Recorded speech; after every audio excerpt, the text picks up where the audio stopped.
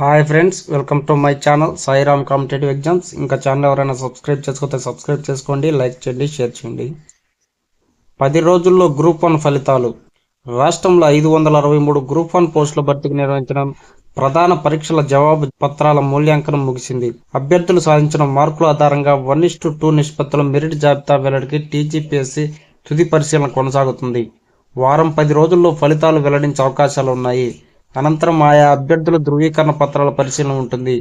Group 1 ప్రధాన పరీక్షలకు 21,093 మంది హాజరయ్యారు.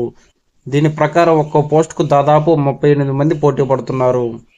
ఈ పోస్టుల నియామకాలు పూర్తయ్యాకే గ్రూప్ 2, ఆ తర్వాత గ్రూప్ 3 పరీక్ష ఫలితాలు వెల్లడించాలని కమిషన్ భావిస్తుంది.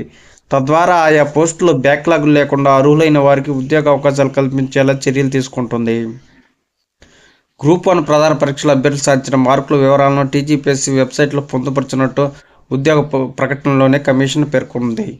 6 పేపర్లలో సాధించిన మార్కులను కలిపి మెరిట్ జాబితాతో పాటు ప్రకటించనుంది. సబ్జెక్టుల వారీగా మార్కులను అభ్యర్థులు వ్యక్తిగత లాగిన్లో అందుబాటులో ఉంచనుంది. ఈ మార్కుల లెక్కింపై సందేహాలుంటే రీకౌంటింగ్ ఆప్షన్ కల్పించనుంది.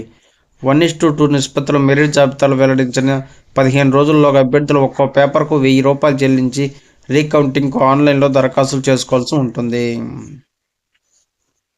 మార్చి 12 నుంచి ఎడ్సెట్ దరఖాస్తులు. పీఈ సెట్కు అదే నెల 15 నుంచి. రాష్ట్రంలో మార్చి 12 నుంచి ఎడ్సెట్కు, మార్చి 15 నుంచి పీఈ సెట్కు దరఖాస్తుల స్వీకరణ ప్రారంభం కానుంది.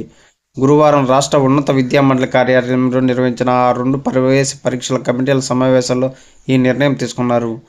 బీఈడీ కోర్సులో ప్రవేశానికి EdCET, bachelor of physical education BPEd, diploma in physical education డిపిఎడ్ కోర్సులో ప్రవేశానికి పీఈ సెట్ నిర్వహిస్తారు. ఈసారి ఎడ్సెట్ను కాకతీయ విశ్వవిద్యాలయం, పీఈ సెట్ను పాలమూరు వర్సిటీ నిర్వహిస్తున్నాయి. ఎఫ్సెట్, ఐసెట్, పీజీ, ఈసెట్ తరహాలోని ఎస్సీలో గ్రూపుల వారీగా దరఖాస్తుల స్వీకరణ, దివ్యాంగులకు 5% రిజర్వేషన్ అమలు, ప్రాథమిక కీపై అభ్యంతరాల సమర్పణకు ఒక్కో ప్రశ్నకు $500 చొప్పున ఫీజు వసూలు తదితర మార్పులు ఈ ప్రవేశ పరీక్షలకు వర్తిస్తాయని అధికారులు తెలిపారు.